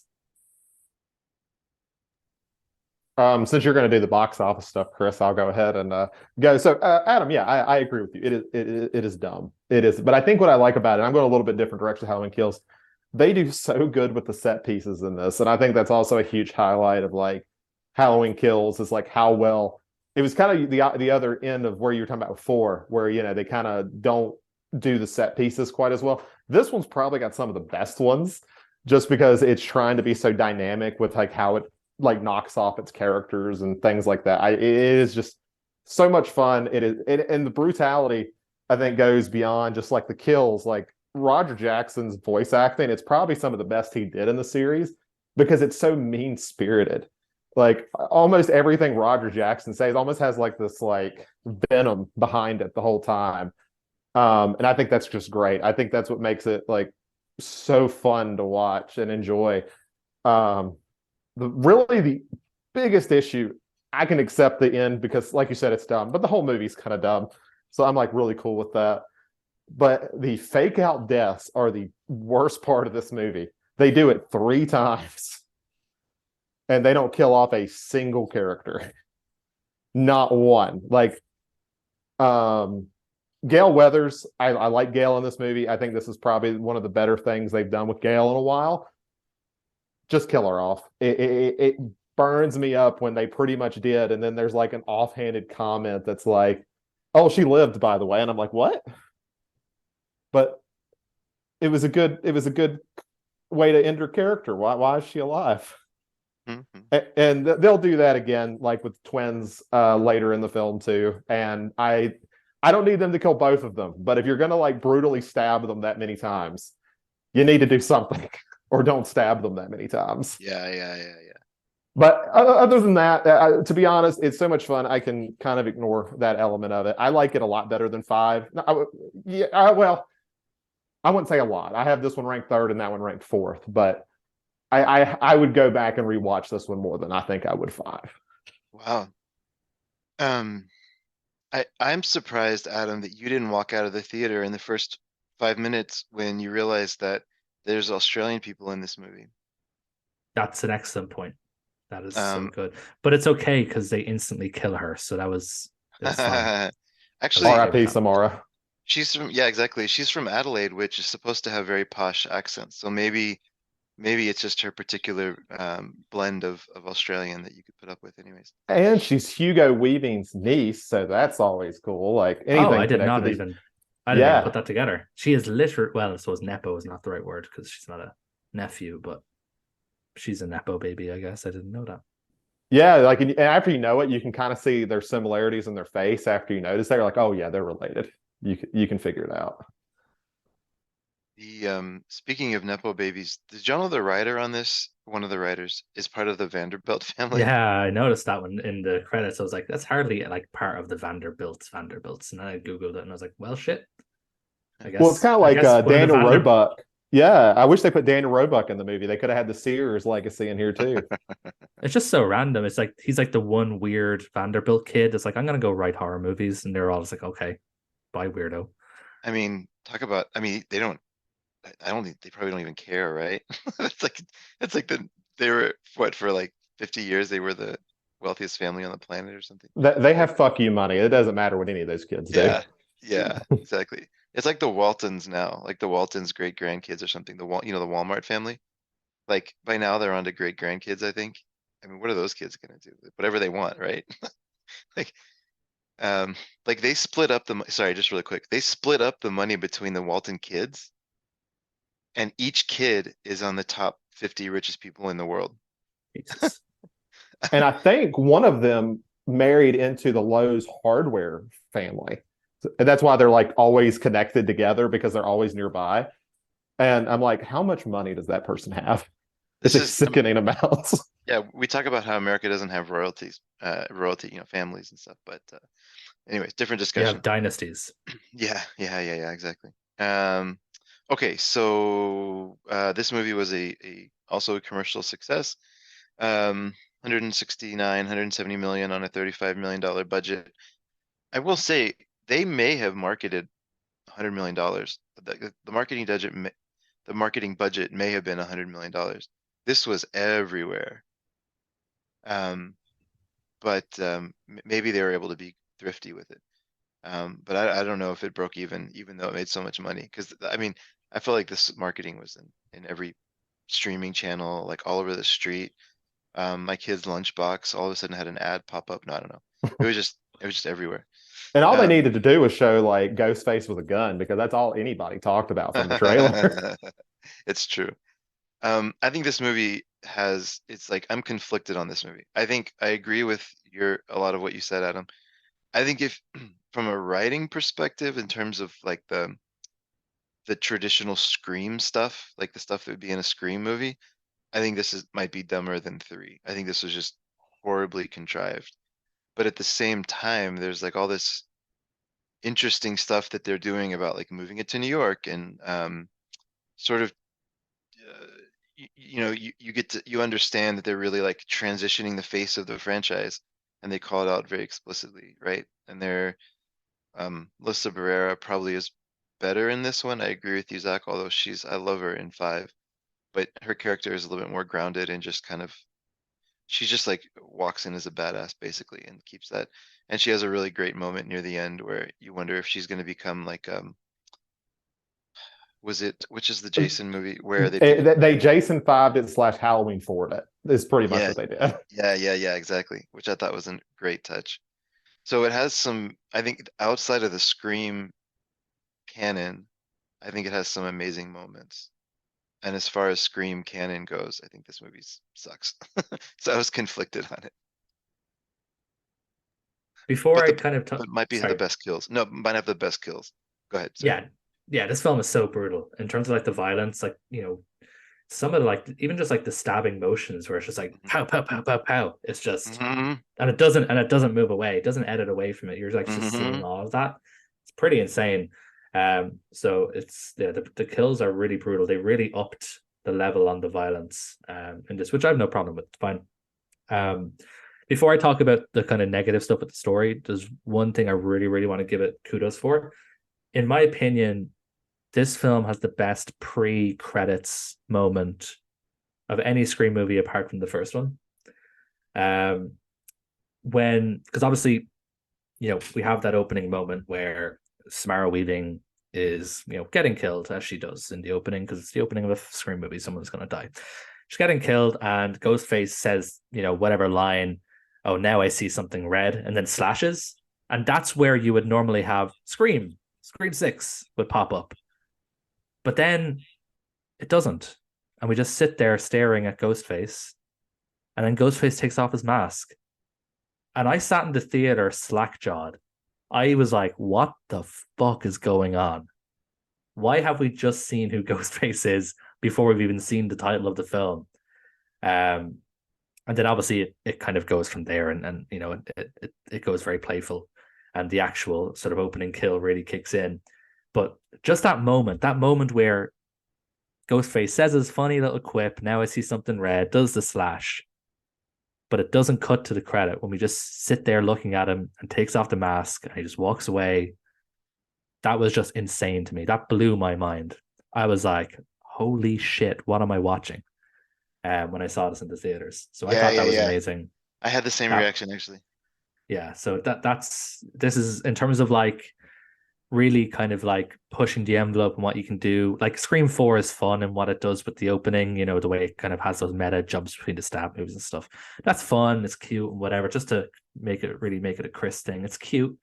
But I think what Scream 6 does with the opening is it's just awesome. It was so good, and I'm so sad the rest of the film isn't as smart as the opening of the film. I do like really the one-liner, because you talk about it's going to be the "I'm seeing red." I do like the one-liner before it really does cut, which is like, how does it go? Like, who gives a fuck about the movies? Who gives a fuck about the movies? Yeah, exactly. I was like, that's awesome.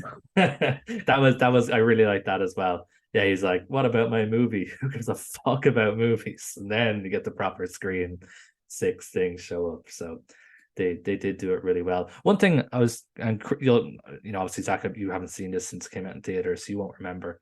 But Chris, you might. What Nightmare the 13th, or what Friday the 13th movie was he watching in that opening scene? I was trying to figure it out. It was Jason Takes Manhattan. It was I Manhattan. was thinking that would make sense considering the setting. I just wanted to be sure.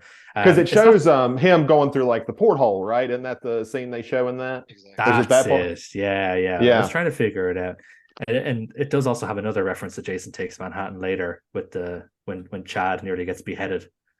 And he's like, oh, because obviously Jason Takes Manhattan, the jock character, gets his head knocked off by Jason in probably one of the funniest deaths in that whole series. Right. Which brings up, like, can I just note, like, this had some of the best fan posters I had ever seen for a movie. Like, the amount of, like, how people, like, honestly, that was their marketing, was like how many people were going out with just like great stuff for it. Because there was a ton of, like, of course, parodies to Jason Takes Manhattan posters. I've never seen them. I should look them up. I don't think I've seen any of those, to be honest. Sounds cool though. Yeah, I haven't either. But what are they doing with this now? Because surely they're gonna make another one, right? Yeah, now the duo here, Radio Silence, are not going to be making the next one. Christopher Landon's doing 7. Christopher Landon's doing 7. Yeah. There's been so that means rumors. We get to do some we get to do some like time travel stuff. I really that's all he's done. That's all he's done. Yeah, I really hope they don't. Just to be completely honest, I really hope they don't try and do Happy Death Day style shit with this. But there's only real rumors at the moment. There's nothing sort of officially announced. The rumors that Neve Campbell will be back after she wasn't in Scream 6 because apparently they just didn't want to pay for her, basically. They didn't want to pay the money, which it's fine. I don't think she would have needed to be in this movie in the same way she probably didn't need to be in 5. But obviously it's fun that she was. But as Zach said, she probably didn't need to be. She definitely didn't need to come to New York in this movie. It would have just been a rehash of 5. So I'm fine that Sydney finally makes a smart decision and stays the fuck away when Ghostface comes running. So that's okay. But the rumor is that she will be back in 7. The other rumor is that it's going to take place at Christmas. So we could get some Black Christmas, Silent Night, Deadly Night references.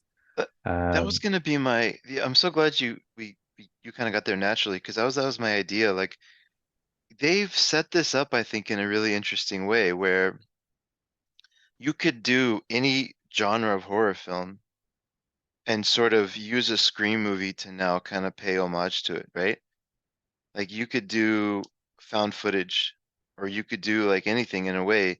I mean, they'd have to weave it into the general Scream plot, but like all these movies now have film students or film professors or people that are obsessed with genres or whatever, right? Kind of like talking about what happens, and then that same thing that's happening is happening in the movie, right? So they've set it up in a way where if they're gonna make this an ongoing thing, I think they could really have some fun with it.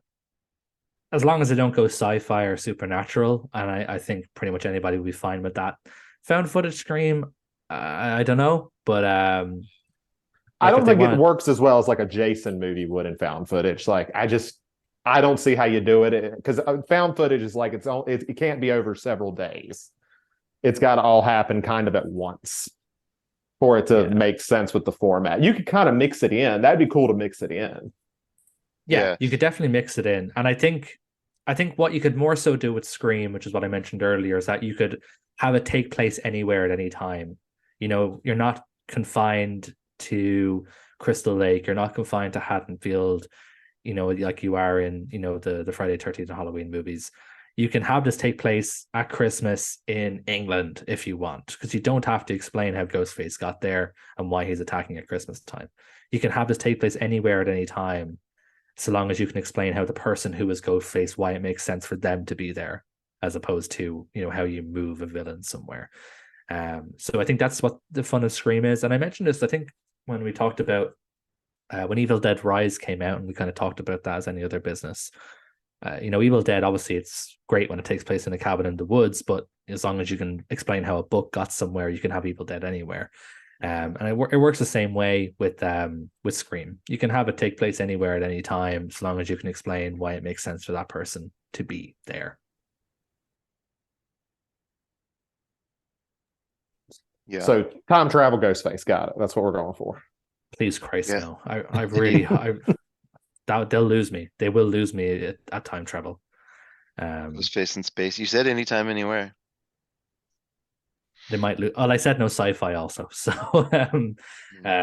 please no. Can I talk about how dumb the end of this movie is now, or do we have anything else we want to talk about before that? I guess I'll get to my dumb part where we're talking about. So, were y'all bothered as much about like the fake out deaths as I was? I feel almost like I'm alone there. Like, especially the Courtney Cox. The Courtney Cox one bothers me. A lot. I feel like they had the opportunity to Han Solo her, and I mean, as in from an Empire Strikes Back point of view, where they put it in a situation where we don't know if she could come back if she wants to, but if we say next time, oh, Courtney, or Gale Weathers, RIP, whatever, it could be explained either way, like when they put Han Solo in the kryptonite or whatever it's called, or carbonite, whatever they call that in Empire Strikes Back. They had the opportunity to Han Solo her, and they didn't, which they definitely could have. So I can understand that one. Core 4 is different just because the characters themselves are so lovable, and I know it kind of messes with the stakes of these movies, but like at the same time, how many times has Gale and Dewey and everyone been stabbed? It's not really a new complaint. If you're going to complain about, Chad not dying, people should be complaining that Dewey didn't die in Scream 1, 2, 3. So I think I did say that on the record. I did complain about those. It's possible. Yeah, look, I get it, but like this Core 4, this is the new Dewey, Gale, and Sydney. So they're probably going to survive up until maybe they might kill one of them in the next film or something like that. And I like the characters a lot, so I'm glad they're going to be sticking around. So that's probably my bias here. I'm glad that they're not killed off. That's why I wasn't annoyed that they did a fake out on it, because I like them. So I just like seeing them around. So, but I get it. I do get it. I understand where you're coming from. And I was more okay with the Core 4 one, just because, like you said, it's referencing back to that. It's a staple, and I'm fine with that. I think the reason the Gale one bothers me is because it almost feels like they wrote her to die and then changed their mind and just added that quick little thing. Because, I mean, pretty much her last words are like what you would expect main character last words to be. And it's like, okay, that's a good send-off. And the scene, honestly, that might be one of the best scenes in the movie, is like Ghostface in the apartment with her. I just think it's like super well done. And I was like, you know what? If they kill her off here, it's a little bit better. I had no problem with Dewey's death, but I know some people thought it was dumb the way he kind of went out. But I was like, this one, I mean, you can't ask for a character to fight any harder. And then, I think that's completely fine with me. But that's really my main complaint. But I would love to hear you rant about the logic of the final act of this movie. Am I okay to jump in with that, Chris, or do you have any final thoughts? No, I mean, I just want to back up one of the things that Zach said very quickly. If you're going to keep Chad alive, don't show the death scene the way they did. Because it wasn't like he was stabbed and then they cut away. Like, they held the camera on him while he was stabbed 100 times. Like, the dude was dead. The double stab motion is like super cool, though. I think that that's why I'm able to like suspend it a little bit more, because I'm okay with like the scene in general. Even though I agree with you, they probably could have just cut away there, because that's pretty much what they did with one of the killers, which I'm sure you're going to talk about here in a minute, Adam. Is I knew she was a killer, like the redheaded girl. I knew that one because it is so quick. They don't show her death, and her body is such a quick shot. I was like, she's the killer. She's at least one of them. The problem you guys have with Chad not dying is that you're forgetting that he's a literal Chad and he cannot be killed. That is fair. That is I accept that reasoning. Let's get into it though. Yeah, right. So I have so much to unpack with this, and I know that we don't have a ton of time left. So let's get my meaty hooks into it. So Scream 5, the killer is Richie Kirsch. So that's the killer, Richie Kirsch. That's Sam's boyfriend. In Scream 6, the killers turns out to be the family of Richie Kirsch, which I don't mind because it's a callback to Scream 2, right? Because in Scream 2, the killer was the parent of Billy Loomis. So that's fine. You know, it's that part I don't have a problem with. The problem is with everything else sort of leading around that. So my first question is, was his name not Richie Kirsch? Or are their names not Bailey? Why does this one son have a different name to the rest of them? Right? My assumption was it was a fake name, like at least a fake last name. But why? I guess because he was trying to get close to her, right? Because she was the son of Billy Loomis. So it's still a. But what reason would he have? He would have no reason to change his name. It's not like she's going to look up Richie Bailey and be like what's he hiding? You know, there's nothing to hide with his name. So that's dumb, and it's never explained. It's not like, and even still, you know, the dad obviously is the cop, right? He's the cop character, Detective Bailey. If their name wasn't Bailey, then like surely during his transfer, somebody would have been like, well, this dude is like using a fake name. Like, what's this guy on about? He's trying to move to the NYPD and he's using a fake name. That makes no sense. So, and then obviously the other son also has a fake name, which I suppose is easier to get around. That's fine. But yeah, the name stuff makes no sense to me because I don't know whose name is fake. And either way, it makes no sense, whichever way you try to swing it. Because it makes no sense that Richie's name was fake because what was he trying to hide at that point? Nothing. And it makes no sense that the Baileys would have a fake name because, you know, their dad's a cop. It's going to be really easy for that to be verified, you know, during his transfer. Mm-hmm. So that makes no sense. Second of all, and I've tried to make sense of this. I've tried to do the maths on this, and I cannot do the maths on this.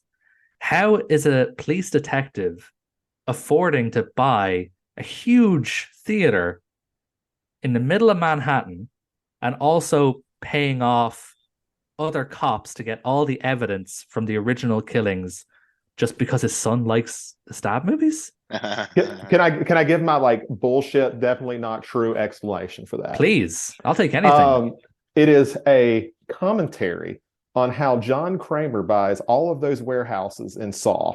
That's all I got. That's the best you're going to get. It doesn't make sense. No, it makes no sense. Like, how is this dude affording to buy this huge theater and afford to pay off to buy all this memorabilia just because his son likes the movies? It makes no sense at all. Like, unless he's like a secret millionaire, it makes literally zero logistical sense for him. The only thing I could think of is where he's a cop, he knows it's abandoned. They could have came up with an explanation. I guess they wanted to. Well, no, because he says that they put it in the names of the two Atlanta rich kids. So he does have the deed. You know, at the very least, he's renting it. Maybe he doesn't own it, but at the very least, he's renting it, which I don't know what you know, rental costs are like in the US, but I can't imagine they're very cheap. You know, especially for such a huge piece of property, even if it is abandoned and run down. No, New York's known for having really reasonable real estate. I'm sure. So there's all of that. There's also, they brush over this part when they're doing their killer reveal. So fair enough, when it's revealed that Ethan is one of the killers, he's like, yeah, I juked the lottery to get Chad. And that's fine. Mindy called that. That's cool. But how did Quinn get into how did Quinn become their roommate? They say this earlier on the film, that it was an anonymous ad. And they never try and explain it because they obviously realized, well, fuck, we can't explain that. So we're just going to ignore it and hope that the people watching it don't question it. There's no way for her to have gotten into, you know, in as their roommate. So was it just luck? Was it just chance? Makes no sense. Makes zero sense at all. Yeah, logically, they had to have manipulated it somehow. How they did it, I don't know, because there's no way it was by chance. Like, that's even more illogical. But they also don't even try and explain it. Like, you thought they would have a quick quip in there about, you know, oh, all I have to do is pull up the records for the building. You know, the cop guy could have just said, all I have to do is just request a file for the building, and it was so easy to find out who was renting that apartment, blah, blah, blah. But they never did that. They never explained it. So they just kind of left it hanging. I know I'm missing something else, but like, my main issue is just the logistics of it all. It just makes, oh yes, the other one, which you mentioned, the fake out with Quinn. They just throw away a line. It's like, yeah, all I have to do is find a fresh body there. Okay. But like, how are you getting her out and moving the fresh body in? I'm sure there's a lot of people involved in this process, not just the detective on the case. I'm sure there's a whole team of people who are involved in moving this body, ensuring it gets to the morticians. How are the EMTs arriving on scene, not realizing that this person is not dead, that they're actually alive and faking it? It just makes no sense.